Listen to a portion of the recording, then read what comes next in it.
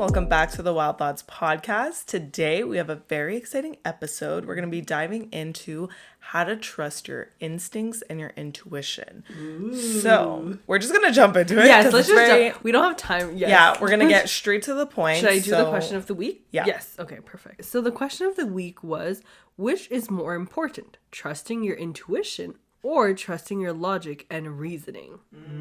Dun, dun, dun. What is the answer? 47% of people said intuition. Ooh, minority. 53% said logic and reasoning. So it's almost 50-50. That's really close. Yeah, so I will say when we put up the poll, a bunch of you guys were sending in explanations with your answers. Exactly. But the reason we put up the poll without like a third option for like both was because we wanted to make you think and like go with your gut feeling, right? Exactly. Ooh, good one. Good one, honey. So basically, that's kind of what we're going to talk about today. So we'll start with what is intuition. I feel like everyone always uses it, but they don't actually, here and there, like interchange it. They don't know what it really means. Exactly. So that was us, like a legit. So basically, your intuition, it's something that there's no scientific explanation for it. And it's you just coming to a conclusion that you've made with your subconscious, like without actually like analytically looking at things. Right. You just come up with a decision and you're like, I'm going to stick to it because that's what my gut is telling me. Yeah. That makes sense. There's like 3 general factors that come into play. But basically, if you have insight, implicit knowledge, and a subjective, intuitive ability, like thinking you know something that you don't, that can help you get to a conclusion without actually like using logic or reasoning, which is that's why we gave both of those options. And like I was saying before, it's your subconscious. So it connects your unconscious mind to what you really want to do or think. It's actually a big thing. Like when I was doing research, there was a bunch of like well-known, not celebrities, but like well-known figures that used intuition to basically come up with whatever they're popular from. So like Albert Einstein. Yeah. That was an intuition that he was able to solve whatever it was, like E equals MC squared. Okay. Is that him? I don't know. But basically there was a lot of public figures that like got famous because they just trusted their guts. So now let's get into something I said before. I misspoke. I said instinct and intuition, but actually they're 2 different things. Right. And we tend to associate them together because they are similar. But what is the real difference? So instinct is our innate inclination towards a certain behavior. So it's just us being inclined to choose this over the other, basically. Okay. Intuition is a whole process that we get the ability to know something directly, again, like I was saying, without analytic reasoning, and it bridges the gap between the conscious and unconscious parts of our mind. And it also connects instinct with reason, but we don't know that that's happening. Very confusing. I know what you're saying right now.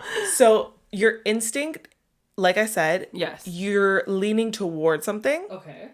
And then there's a reason for it. There's a logical reason at the back of your mind. Like you're making pros and cons, maybe. But you're not realizing that you're doing it. It's just a process that's happening. And then you're like, okay, I'm going to choose that just because I feel like that's the right choice. But you don't know how you got there. Right. It's basically saying like you're not taking the time to apply logic to it. Right. But you have a reason for it. Okay. And a reason to say like, I'm inclined towards this because my gut is telling me. Oh, okay. I understand now. So they're like it's 2 kind of pieces intertwined. To the same puzzle in a way. Exactly. Okay. But you're not consciously making a decision. It's because it's a very like it's not tangible, like it's like an abstract idea. It is. Yeah. But it makes sense. Like I said, intuition is a process. So what processes or processes? How do you say that word? Processes? Anyways, what's involved in the process of intuition? Right. Okay. So there's heuristics. Don't know if I said that correctly, so correct me if I'm wrong. But it's basically rules of thumb that help form intuitive judgments. Okay. So it's just like general rules that you know and that you follow without thinking about it. Right. There's also recognition. Recognition is something that appears separate from other parts of human memory in the brain, and it's capable of persisting in the most challenging conditions with accuracy sufficient for practical purposes. So basically what that's saying is you're already recognizing the idea from somewhere else, so it just comes to you naturally. Because you've made a decision similar to it? You could have made a decision or you learned about it. It's true, because when I was reading about intuition, Yeah. although, yes, intuition, so it's kind of a feeling that you get and you listen to your inner voice, but it also can be based off past experiences in a way. Exactly. Yeah. And the recognition part, like it says here, it's a memory. So you may not know where it's from, but you know of it. Right. So that's what helps you guide the decision. It's the feeling. Yeah. Then there's also automation. So those are actions for declarative knowledge or information where such tasks are acted out without conscious intervention. So again, everything is very subconscious. You're not like thinking about how to do something or thinking about how to get to a certain decision. You're just doing it. And it saves significant processing power and frees the mind to focus more on intensive or newly acquired actions. So again, it's something that's just you've already known to do. Comes so more it's naturally. Exactly. Like you need less brain effort, if that makes sense. Yeah. Exactly. Then there's forward and backward inferences. So this is the vast knowledge that we build up over time that allows real world predictions and enables us to act quickly and effectively in situations that most of us have encountered many times before. So I feel like all of these are just like learned behavior that are so in our minds, like deeply rooted in our minds that we just don't think about it. Yeah, exactly. Like we don't really need to question it with logic and reasoning because it's a learned behavior. Yeah. Yeah, exactly. And then here we go. Learning and retrieval is the last one. So having experienced objects and scenes before, we're highly adept at pattern matching to support our ability to decide and act quickly and effectively. Basically, if you've done something, if you've seen something, if you learned about something, there's some part of it that's stuck in your mind and that's gonna help you make this intuitive decision. Yeah, I feel like intuition is also influenced, like you said, by all of these things, whatever signs or past experiences. So it's a feeling, but it's also a feeling based off things that have happened, maybe not always, maybe, because if it's happening for the first time, then how would you have but I feel like people that have deeper intuition, it's because they've been through it. They like know what to expect. You know, some people are also just have good judgment, if that makes sense. Like they're just better with feeling it out. Yeah. You know what I mean? Yeah. Like just naturally. But so now let's dive into what traits are associated with having high intuition. So kind of how to have high intuition in a way. There's actually 8 ways to be highly intuitive. So if you want to be that person, these are things you can do maybe to connect more to your intuition. So the first one is introspection. So intuitive people are very self-aware and they're really conscious of how their body is feeling, and they do a lot of reflection and kind of inner work, and they're always trying to find different ways of expressing themselves, communicating, and talking about their feelings, you know, because intuition is about feeling, right? So you have to be comfortable kind of being vulnerable maybe in a way, like just being present. In touch. Yeah, exactly. The next one is solitude, which basically just means being alone with your own self. So people who are highly intuitive like to unplug and recharge. So just stay away from anything that can be distracting and focus on your core self and your natural feelings without having, you know, technology or any other people influence your opinions. Yeah, I feel like a lot of the time when we have to make a decision and we're being indecisive, we go straight to our friends and we wait for their answer. And as soon as they say an answer and we're like, I think we don't like it. Yeah, exactly. We're more confused. But that's an inclination because you're like, oh, I think this one's going to match That's more. Maybe you're into, exactly. No, an inclination. Oh, you're inclined to go towards. Okay. It's different. Oh, shit. Okay. But I feel like in order to avoid doing that, that's what you're saying, be on your own. Exactly. So you make the decision solely based on your opinion, solely based on your feelings, because if you're going to ask all your friends, then clearly your decision is being influenced by something else, and you're not in your like natural state of mind, right? So yeah, so this way you can separate yourself from what others think you should be doing. Then the other aspect is authenticity. So people who are highly intuitive, which totally makes sense, they don't pretend to be something they're not. They act based on their own values and not other people's opinion. And just speaking about solitude, that also helps. So being alone and not listening to other people will help you be more authentic because it'll come 100% from you. And then next we have empathy. So people who are highly intuitive are very empanada, what? They're highly empathetic people. So they're able to imagine what an experience is like for someone else and put themselves in other people's shoes without having necessarily experienced it themselves, because they also have like a high desire to help people around them.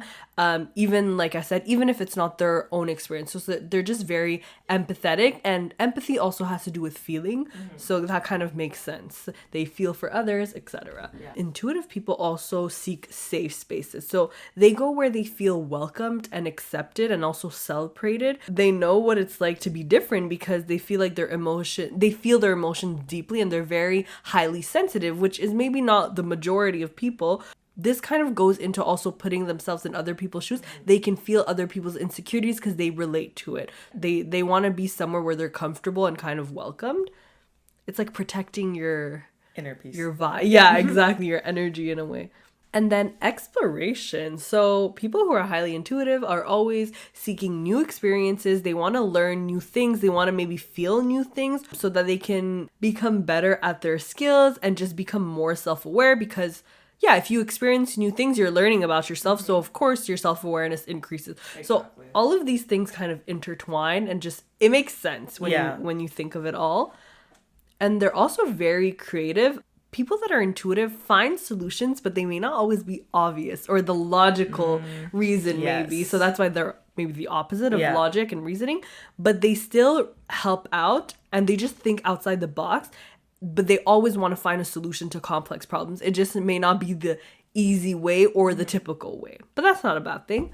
And then lastly, mindfulness. So like Kathy said, they focus a lot on the present moment and they like to tune out the noise. They try to be less impulsive, right? You don't want to make like irrational decisions. Yeah. It's still, even though it's intuition, it's still, you're still thinking about it, but more through your feelings rather than your brain. Like, yeah, I feel like you have to be very in tune with your emotions and kind of just, it's a lot of trust. That's why you have to trust what you're feeling without overthinking it. Exactly. Exactly. Yeah. And a lot meditation can help for mindfulness, which we know. So a lot of people who want to be highly intuitive meditate, and that can be a good way to maybe connect yourself to those feelings. And now that we've seen all that, we can kind of see why intuition is important. But just to reiterate, it really allows you to make decisions quickly and allows you to adapt to like any environment, right? Because you don't need facts or logic when you're listening to your intuition. You're going with the feeling. So even if you haven't been through something, just by listening to your gut, you can make a decision. Yeah. So that's why you have to think of it like your spidey senses. Yeah, exactly. Like yeah. It's just you're feeling something, your sixth sense. Yeah, exactly. You just feel something, and it's like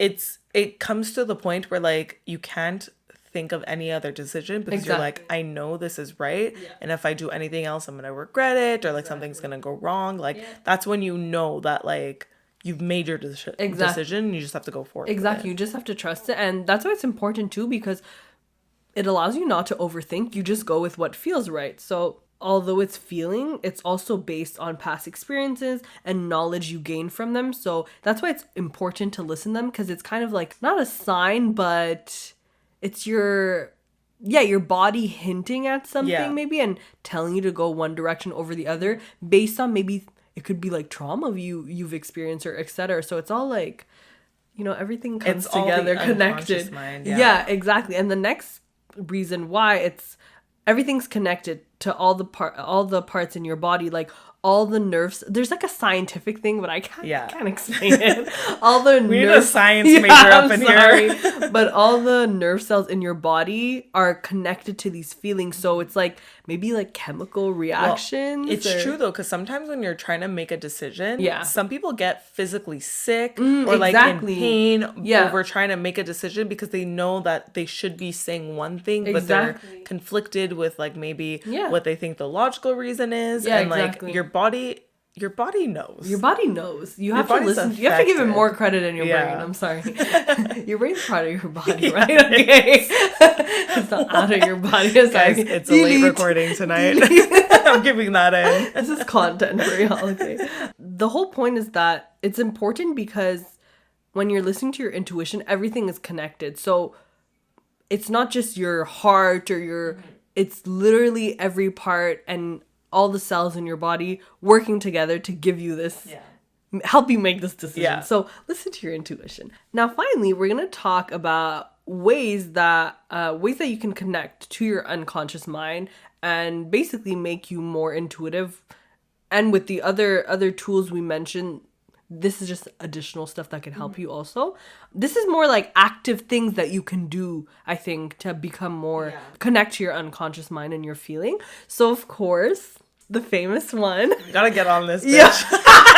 Yeah. We're such hypocrites. It's so bad. I journaled the other day. I only do it when I'm like I have no other option. You know when I'm like... When I'm overwhelmed with things that I need to write it out.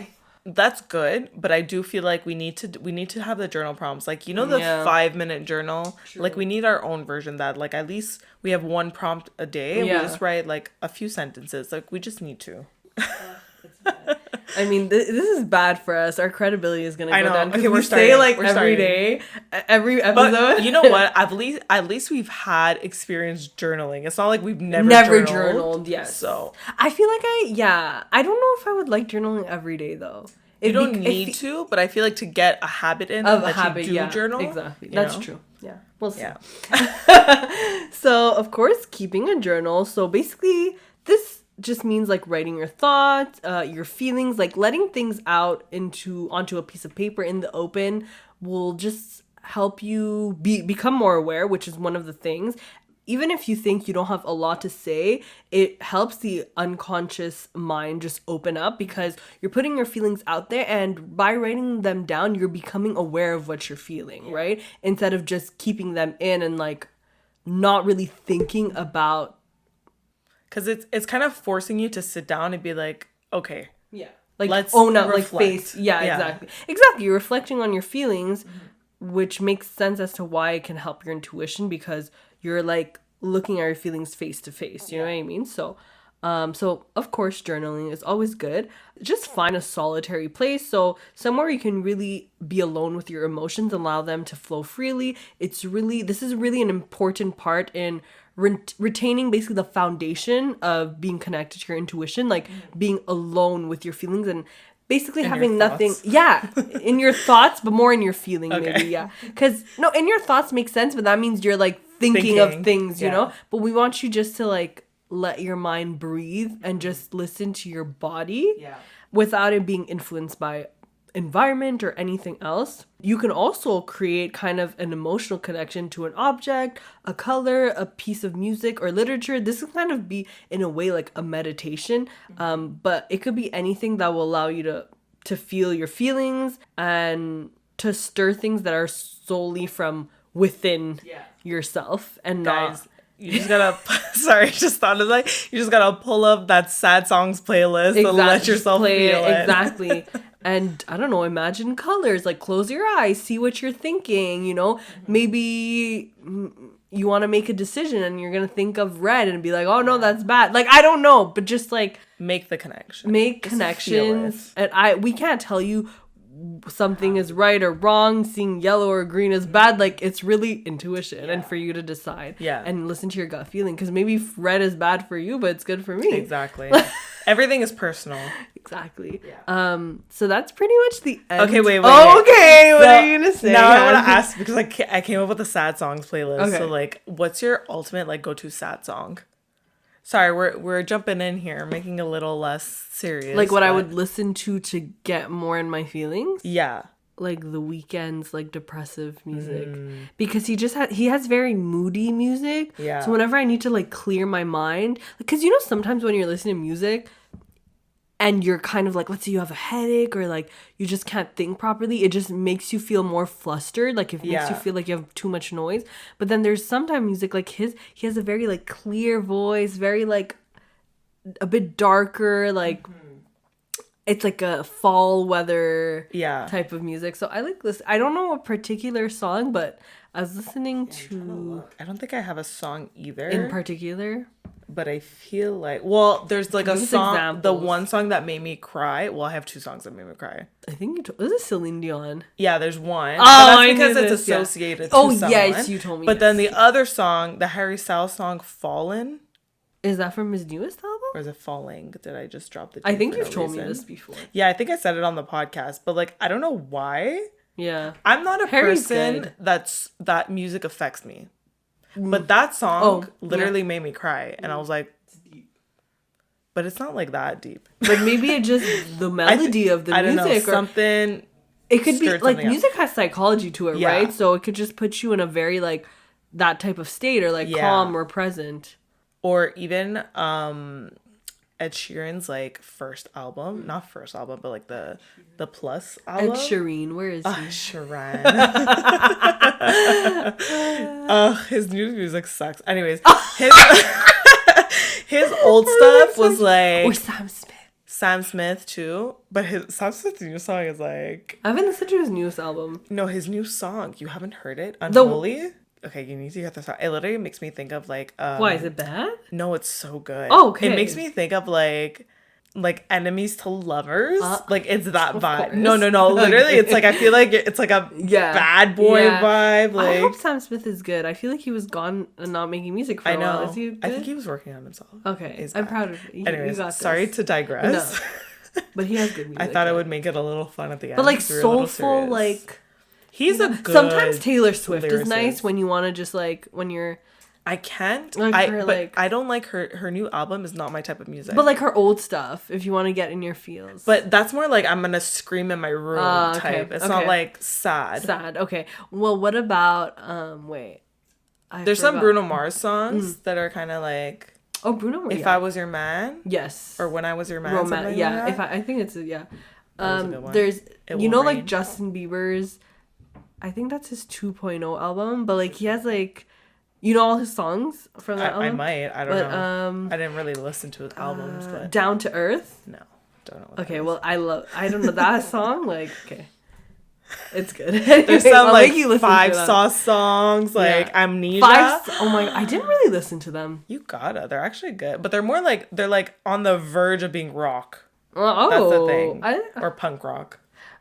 At one point, I was listening to MGK's like new album. I don't know why I liked it. It was a bit rocky, pop rocky. I don't. I used to find him cute.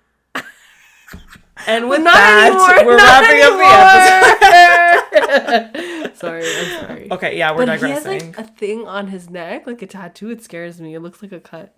Because it's like on his apple bottom. He looks like he's not okay. Like, I don't know how. Okay, anyway. It's on his apple bottom. Apple bottom. No, it's his... Completely went over. Bottom's apple. What is it called? Adam's apple. Adam's apple. Bottom's apple. Okay, we're tired. We need to go. Let's wrap it up. Okay, everyone. Well, that's the end of the episode. We hope you all enjoyed it. Let us know if you like these abstract topics, but they're interesting. As usual, you can leave us any feedback. We're always open to it. Comment, like, subscribe, share, everything you can do. And follow us on our socials.